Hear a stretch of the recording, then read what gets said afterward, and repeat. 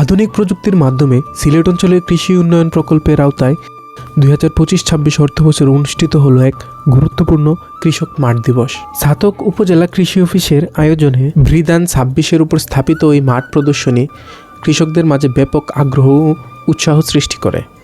এই মাঠ দিবসে প্রধান অতিথি হিসেবে উপস্থিত ছিলেন জনাব ডক্টর মোহাম্মদ মুশাররফ হোসেন, অতিরিক্ত পরিচালক সিলেট অঞ্চল সিলেট, এবং বিশেষ অতিথি হিসেবে উপস্থিত ছিলেন জনাব মোহাম্মদ উমর ফারুক, উপপরিচালক কৃষি সম্প্রসারণ অধিদপ্তর, সুনামগঞ্জ। উক্ত অনুষ্ঠানটি সভাপতিত্ব করেন জনাব তৌফিক হোসেন খান, উপজেলা কৃষি অফিসার, ছাতক, সুনামগঞ্জ।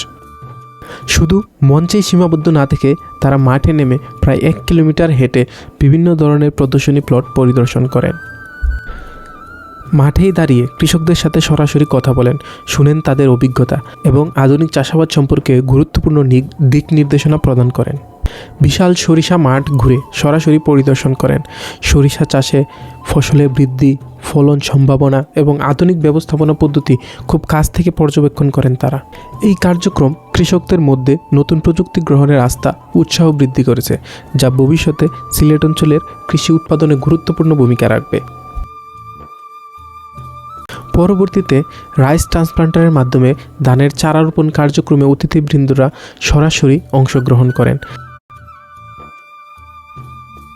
তারা রাইস ট্রান্সপ্লান্টারের মাধ্যমে চারা রোপণের যে বীজতলা সেটা পরিদর্শন করেন। আধুনিক যান্ত্রিক প্রযুক্তির ব্যবহার করে ধান রোপণের এই কার্যক্রম তারা আনুষ্ঠানিকভাবে শুভ উদ্বোধন ঘোষণা করেন। এই কার্যক্রমের মাধ্যমে কৃষকদের মাঝে শ্রম সাশ্রয়ী এবং সময় উপযোগী আধুনিক কৃষি প্রযুক্তির ব্যবহার গুরুত্ব তুলে ধরা হয়। আধুনিক প্রযুক্তির এই উদ্বোধন উপলক্ষে সকলের মাঝে মিষ্টি বিতরণ করা হয়।